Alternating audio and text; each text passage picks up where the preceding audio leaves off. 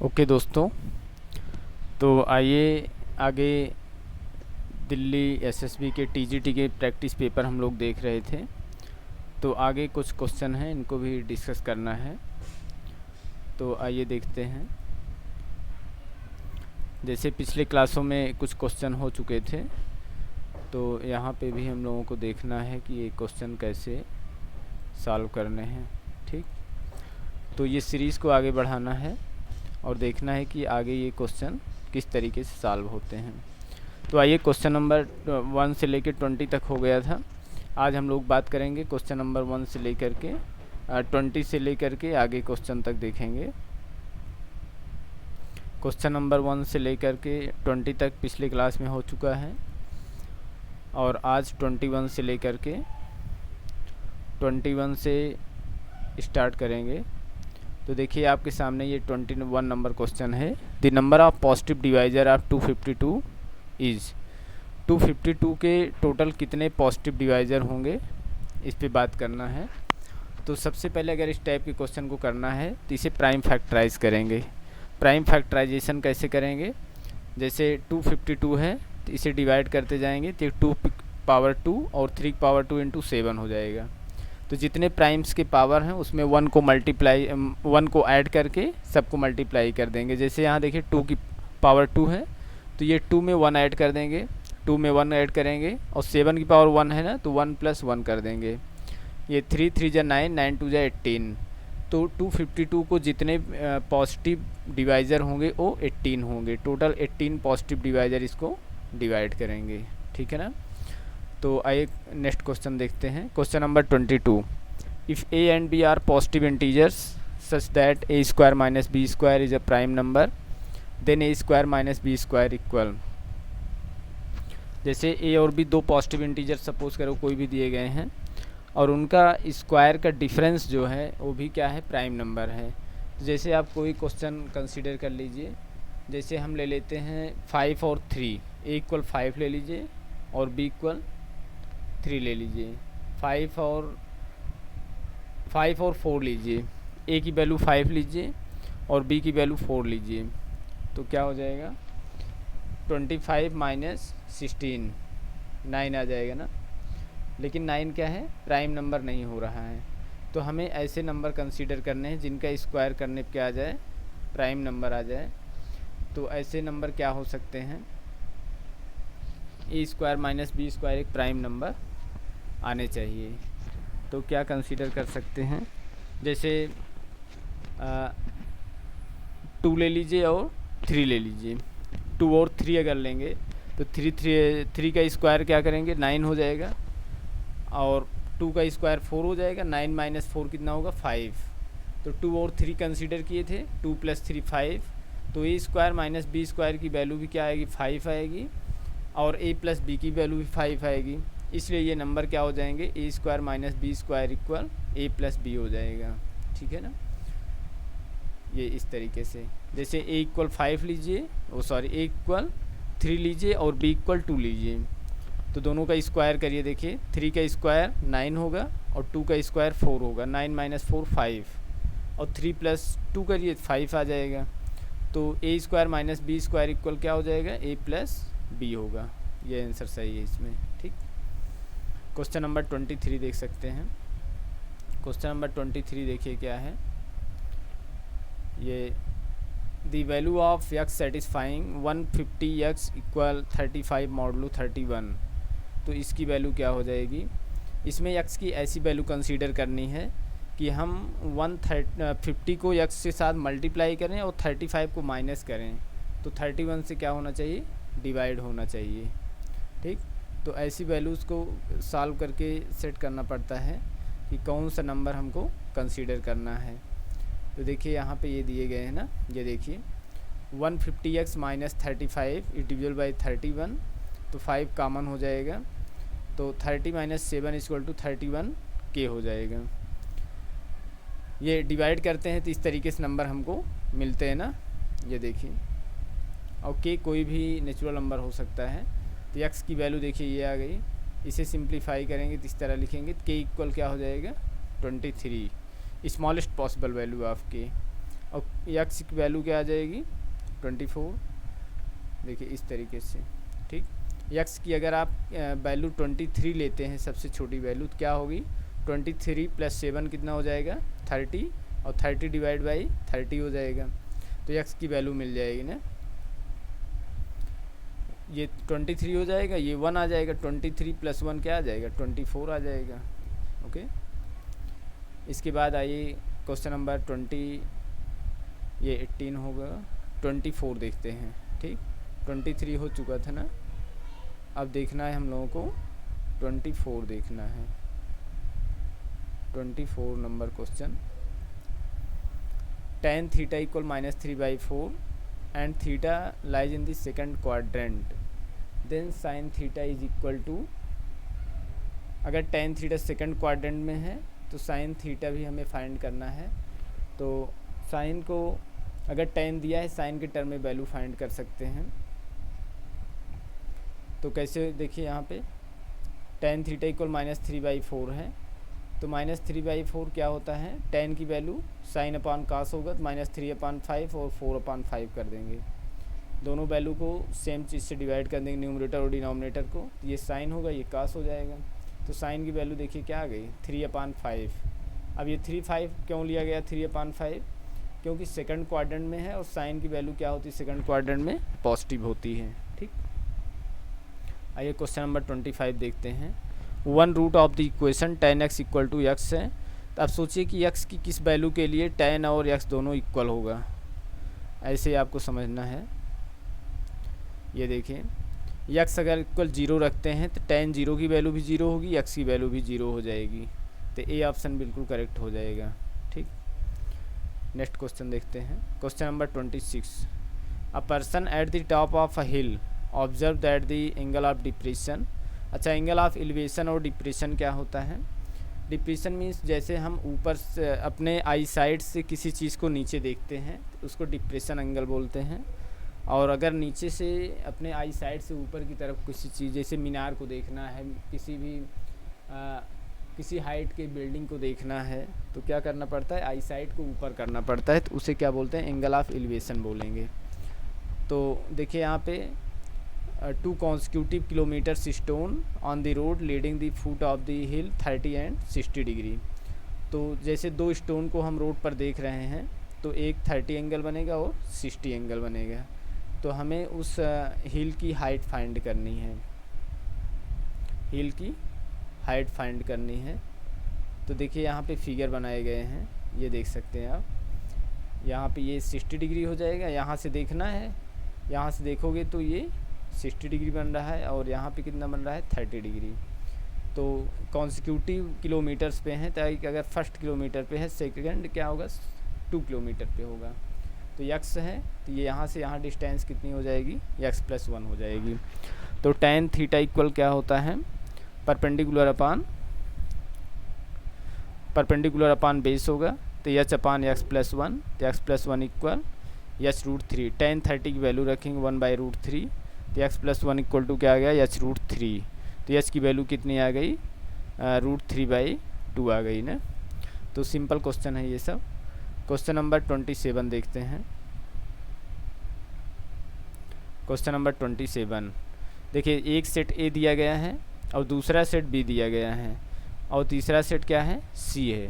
तो A - B, दो set को कैसे माइनस करते हैं, देखिए A में से अगर B को माइनस करना है तो A में से वो सभी एलिमेंट को बाहर कर देंगे जो B में आ रहे हैं। जैसे B और C को बाहर करेंगे तो A - B क्या बचेगा, A बच जाएगा। और B इंटरसेक्शन C क्या होगा, देखिए इसमें A दोनों में कॉमन नहीं है, तो इंटरसेक्शन में क्या जाएंगे जो दोनों एलिमेंट कॉमन होंगे, जैसे D और C हो गया, AD और AC। देखिए किसी ऑप्शन में है AD और AC, ये देखिए AD है और AC है, ठीक। तो ये सेट का क्वेश्चन है, ये भी बहुत सिंपल है, ठीक। Question number 28। F such that real number two real number defined किया गया एक फंक्शन, और किस तरीके से डिफाइन है, F X equal to mod of X, then F inverse X equal 1/mod of X, F inverse X equal -x, F inverse X equal 1/x, F inverse X का अस्तित्व नहीं है। तो देखिए क्वेश्चन में एब्सोल्यूट वैल्यू दिया गया है, तो एब्सोल्यूट वैल्यू अगर है तो इंजेक्टिव फंक्शन नहीं हो सकता ये। Real number defined by not invertible, क्योंकि ये इंजेक्टिव फंक्शन नहीं डिफाइन होगा। इंजेक्टिव मीन्स होता है कि अगर इन्वर्स है तो 1 1 और 2 दोनों कंडीशन सेटिस्फाइड होनी चाहिए। तो हमें अगर कोडोमेन के नेगेटिव एलिमेंट है तो इसकी प्री इमेज नहीं मिलेगी आपको, ठीक है। यहाँ पे क्या आएगा, अगर हमें रेंज में क्या मिल रहे हैं, रेंज में सारे पॉजिटिव वैल्यूज मिलेंगे, तो इनकी प्री इमेज जो है वो रेंज में नहीं मिलेगी। तो इन्वर्स फंक्शन के लिए क्या होना चाहिए, 1 1 और 2 होना चाहिए। तो ये 1 1 की कंडीशन को फॉलो नहीं करेगी, इसलिए क्या है हमारा फंक्शन इन्वर्स फंक्शन डिफाइन नहीं होगा। तो डी ऑप्शन क्या होगा, राइट हो जाएगा, ठीक है। क्वेश्चन नंबर 29 देखते हैं। The real root of the equation is, इसके कितने रियल रूट्स होंगे, तो इसे फैक्टराइज कर लीजिए। 3 3 जा 9 -3 और 3, तो इसके रियल रूट्स जो मिल रहे हैं देखिए। नाउ -3 इज इक्वेशन में पुट किया जाएगा, तो ये क्या वैल्यू आ जाएगी 27 और 6 3 जा 18, ये देखिए 0 आ गया ना। तो इन 4 ऑप्शन में से सबको चेक कर लीजिए, जिस पे फंक्शन की वैल्यू क्या आ जाए 0 आ जाएगी। अगर हम x इक्वल -6 रखें तो ये क्या आ जाना चाहिए, सेटिस्फाइड होना चाहिए इक्वेशन। अगर इक्वेशन सेटिस्फाइड हो गया तो समझ लीजिए कि इसका सॉल्यूशन है, अदरवाइज नहीं, इसका रूट्स है या नहीं। तो हम d इक्वल -3 पुट करेंगे तो हमें इसका आंसर सेटिस्फाइड हो जाएगा, बोथ साइड में इक्वेशन की वैल्यू सेम आ जाएगी, ठीक।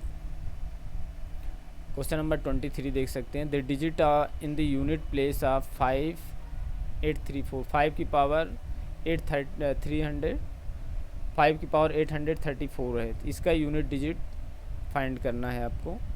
तो अब सोचिए कि अगर हम 5 की पावर में किसी भी वैल्यू को लेकर मल्टीप्लाई करेंगे तो यूनिट डिजिट क्या आएगा, हमेशा 5 आएगा ना। जैसे 5 की पावर 2 है 25, 5 पावर 3 है तो 125, यूनिट डिजिट 1 ही आ रहा है, इसलिए अगर इसको भी सॉल्व करेंगे तो यूनिट डिजिट हमेशा क्या मिलेगा, 1 ही मिलेगा आपको, ठीक। इसके बाद क्वेश्चन नंबर 31 देख सकते हैं। The value of the sine 13π/4 same as value of, तो सेम एज वैल्यूज इसमें फाइंड करना है कि इसी तरीके से किसकी वैल्यू सेम इस तरीके से होगी। तो यहाँ देख सकते हैं, यहाँ 2n π का रूल अप्लाई करेंगे। साइन 2n π प्लस थीटा क्या होता है, साइन थीटा होता है, इसलिए साइन 2π प्लस 5π/4, तो ये क्या आ जाएगा 2π प्लस 5π/4, 4 2 जा 8 plus 5 13/4, sine 2π plus theta equal sine theta, तो ये वैल्यू सेम हो जाएगी। ये देखिए बी ऑप्शन इज़ बिल्कुल करेक्ट है। तो क्वेश्चन आसान लगा होगा। क्वेश्चन नंबर 32 देखिए। If the roots of the equation are alpha beta then value of 1/α plus 1/β is equal to, तो इसे सिंप्लीफाई कर लीजिए। 1/α प्लस 1/β क्या हो जाएगा, alpha plus beta upon alpha into beta. तो अल्फ़ा प्लस बीटा क्या होता है -b/a, और अल्फ़ा इंटू बीटा क्या होता है c/a हो जाएगा। ये देखिए इस तरीके से सॉल्व करेंगे ना, तो आंसर क्या आ जाएगा -4/7। बी ऑप्शन बिल्कुल करेक्ट है। इस तरीके के अगर क्वेश्चन आ जाए एग्जाम में तो बहुत आसानी से टैप कर सकते परीक्षा को। क्वेश्चन नंबर 33 है।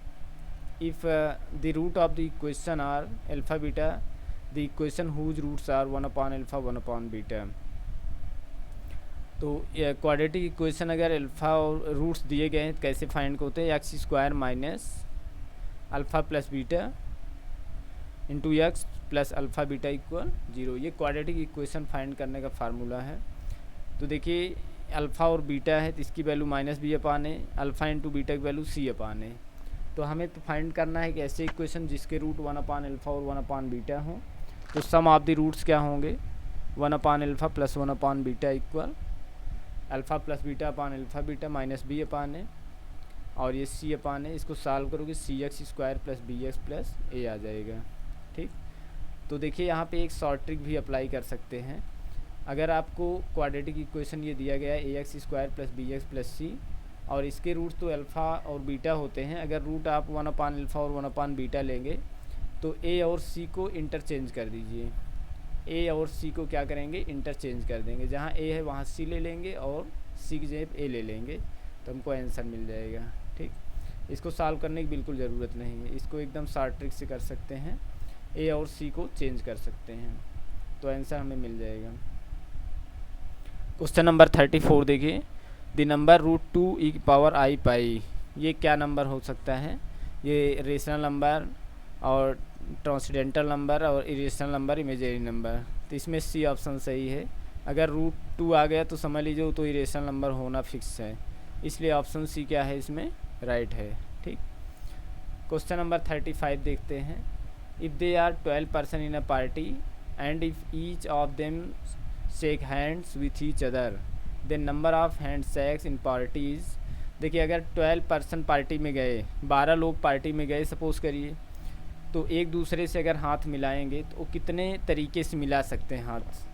तो इसमें क्या करना है आपको, इसमें कम्बिनेशन यूज करना है, 12C2 यूज करेंगे, क्योंकि 2 पर्सन हैं एक दूसरे से हाथ मिलाएंगे और टोटल 12 लोग हैं, तो क्या हो जाएगा 12C2। ये फार्मूला और कॉन्सेप्ट समझ लीजिए कि चाहे जितने लोग हैं, अगर हैंड शेक के क्वेश्चन आएंगे तो उसे यन की जगह पे टोटल जितने पर्सन दिए हैं उसको लिखेंगे, एक दूसरे से हाथ मिलाएंगे उसको यहाँ लिखेंगे। तो इसको सॉल्व करेंगे 12 factorial upon 12 minus 2 into 2 factorial, तो आंसर क्या आ जाएगा 66 आ जाएगा। ठीक, क्वेश्चन नंबर 36 देखिए, बहुत फास्ट आप रिवीजन कर रहे हैं, आपको 100 मिनट में 90 या 80 क्वेश्चन तो कर ही लेने हैं। जैसे 7C0 प्लस 7C1, देखो एक फार्मूला जानते हैं आप लोग, NCR plus NCR plus 1 equal N+1 CR plus 1 हो जाएगा। ठीक, इसी को यहाँ पे यूज किया गया है। जैसे 7C0 है, 7C1 है, तो क्या करेंगे 7 + 1 8C1 हो जाएगा, फिर 8C2 up to dot 8C7, तो ये वैल्यू क्या हो जाएगी, ये 2 की पावर n होता है, ये 2 की पावर n-2, क्योंकि NC0 और 2 इसमें माइनस हो जाएगा। जैसे एक्सपेंशन लिखोगे 2 क्या हो जाता है -1 + x पावर n को अगर सॉल्व करते हैं तो। उसके बाद 37 नंबर क्वेश्चन देखिए, सेट का है। For any 2 sets A and B, the value of this set A intersection A union B complement. A union B का कॉम्प्लीमेंट क्या होगा, यहाँ डिमॉर्गन्स लॉ यूज करेंगे, तो क्या आ जाएगा A का कॉम्प्लीमेंट इंटरसेक्शन B का कॉम्प्लीमेंट। ये देखिए, तो A इंटरसेक्शन A का कॉम्प्लीमेंट 5 हो जाएगा, 5 के साथ अगर C को कॉम्प्लीमेंट इंटरसेक्शन लेंगे तब भी क्या आएगी वैल्यू 5 आएगी। ठीक, नेक्स्ट क्वेश्चन देखिए, question number 38, the area of triangle having vertices is 18 square unit, the value of x is. देखिए, अगर ट्रायंगल के 3 वर्टिसेस दिए गए तो इसका एरिया ऑफ द ट्रायंगल क्या होता है 1/2 x1 या y2 minus y3 plus x2 y3 minus y1 plus x3 y1 plus minus y2 यहाँ पे होगा। इसे वैल्यूज़ को अगर रख करके सॉल्व करेंगे और इसका एरिया देखिए दिया गया 18 इक्वल 18 रख दीजिए और x की वैल्यू क्या आ जाएगी 10 आ जाएगी। The coordinates of the point which divide the line segment joining internally in the ratio. देखिए रेशियो दिया गया है, तो अगर 2 पॉइंट दिए गए हैं और कोई पॉइंट इसको डिवाइड करता है तो उस पॉइंट का कोऑर्डिनेट क्या होता है x equal m(x2) + n(x1) upon m+1 my2 + ny1। तो m यहाँ पे 2 सपोज कर सकते हैं और n को 3, तो इसको सिंप्लीफाई करेंगे तो देखिए फार्मूला इसमें दिया गया है, ये देखिए इस तरीके से x की वैल्यू 2 × -7 + 3 × 8 अपॉन 2 + 3 5 हो जाएगा, 7 × 2 = 14 8 × 3 = 24। देखिए यहाँ मिसप्रिंट हो गया है, 55 लिख दिया गया है, यहाँ क्या होना चाहिए 5 होना चाहिए था, तो 10/5 2 आ गया। y का कोऑर्डिनेट क्या होगा my2 + ny1 अपॉन m+n, तो 7 हो जाएगा ना। तो सभी बेसिक जो 9th 10th की मैथमेटिक्स है उसी के कॉन्सेप्ट पे ये चीज़ें दी गई हैं। ये क्वेश्चन नंबर 40 देखते हैं, the angle of an isosceles triangle are always. Isosceles triangle है तो इसकी साइड 2 साइड्स क्या होंगी इक्वल होगी। अगर 2 साइड्स इक्वल होंगी तो इसके एंगल पूछे गए हैं क्या होंगे, 2 एंगल भी इक्वल होंगे तो थर्ड एंगल अपने आप इक्वल हो जाएगा। तो ये क्या हो जाएगा equilateral triangle, all angles are equal हो जाएंगे। Two angles of isosceles triangle are always, जैसे आइसोसेलेस ट्रायंगल है, दो साइड इक्वल हैं तो उनके अपोजिट एंगल भी इक्वल होंगे और थर्ड एंगल भी कुछ हो सकता है, तो दोनों एंगल क्या होंगे यहाँ पे सेम हो जाएंगे ना। In an isosceles triangle two angles are always equal, ये प्रॉपर्टी है क्लास 9th की। This solution set of 2x + 3 is greater than 5, तो देखिए यहाँ पे दो कंडीशन लगेगी, जैसे 2x + 3 है ग्रेटर दैन 0 होगा, ये तो ग्रेटर दैन 5 होगा। 2x is greater than 5 - 3 2, x is greater then 1, x की वैल्यू ग्रेटर दैन 1 होगी तो 1 से इन्फिनिटी आ जाएगी। और 2x - 3 मॉडुलस से एक बार माइनस वैल्यू कंसीडर करेंगे, तो माइनस कंसीडर करेंगे तो इस तरीके से बन जाएगा 2x + 3 लेस दैन -5, तो 2x is less than -8, x is less than -4, तो माइनस इन्फिनिटी से -4 और 1 से इन्फिनिटी बन जाएगा ना। तो ऑप्शन सी बिल्कुल करेक्ट हो गया है। क्वेश्चन नंबर 42 देख सकते हैं, if f(x) equal x + 1/x - 1 is a real function then f of f(2) is equal to, सबसे पहले हम यहाँ से स्टार्ट करेंगे सॉल्व करना f ऑफ 2 से, तो x क्या पुट करेंगे 2 + 1 3/2 - 1 3/2 आ जाएगा, तो यहाँ पे f 3 हो जाएगा। अब f3 की वैल्यू निकालोगे तो यहाँ 3 + 1 4/2 2 आ जाएगा, तो f2 की वैल्यू क्या हो जाएगी 3 हो जाएगी। Question number 43, which of the following limit does not exist, कौन सी लिमिट इसमें एग्जिस्ट नहीं करेगी, तो लेफ़्ट और राइट लिमिट दोनों एग्जिस्ट करनी चाहिए तभी क्या होता है लिमिट एग्जिस्ट करती है, अदरवाइज नहीं। जैसे लेफ़्ट वैल्यू पे और राइट पे दोनों सेम आना चाहिए ना, तभी लिमिट एग्जिस्ट करती है, अदरवाइज नहीं। तो माइनस लेंगे या मॉड ऑफ x की वैल्यू तो -1, प्लस लेंगे तो 1 हो जाएगी, तो ये दोनों तो इक्वल नहीं हो रहे, इसलिए इस पे लिमिट एग्जिस्ट नहीं कर पाएगी। ठीक, क्वेश्चन नंबर 44 देखते हैं। देखिए यहाँ पे क्या दिए गए हैं, यहाँ पे वेरिएबल की पावर वेरिएबल है, तो इस तरीके के क्वेश्चन को सॉल्व करने के लिए consider limit on the both side, तो लिमिट कंसीडर करेंगे तो क्या आ जाएगा, देखिए 1/x log, इस x को 1/x लिख सकते हैं और इसको इस तरीके से लिखेंगे। देखिए ये अनडिफाइंड टर्म बन रहे हैं ना, अगर x की वैल्यू इन्फिनिटी रख दोगे तो 1 + 3/∞ 0 log 1 जो है वो 0 हो जाएगा, और यहाँ इन्फिनिटी रखोगे 0/0 का फॉर्म बन जाएगा, इसलिए एल हॉस्पिटल रूल अप्लाई करेंगे और इसको डिफरेंशिएट करेंगे। इसको डिफरेंशिएट करोगे तो क्या बन जाएगा, log x का डिफरेंशिएशन 1/x और x का क्या होगा 1 हो जाएगा, तो यहाँ 3/x है इसलिए -3/x² होगा। इसे सिंप्लीफाई करोगे तो वैल्यू क्या आ जाएगी 3 आ जाएगी। क्वेश्चन नंबर 45 देखिए, the value of the limit x tends to 0 √x + 1।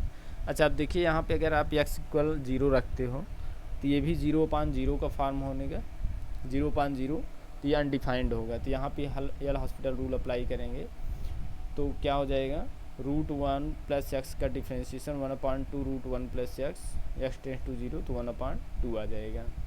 तो देखिए दोस्तों अभी आप लोगों ने 25 क्वेश्चन टोटल सॉल्व किए हैं और इनको आप लोग वीडियो को लास्ट तक देखिए तो ज़रूर कुछ ना कुछ सीखने को मिलेगा कि किस टाइप के क्वेश्चन हम बना रहे हैं।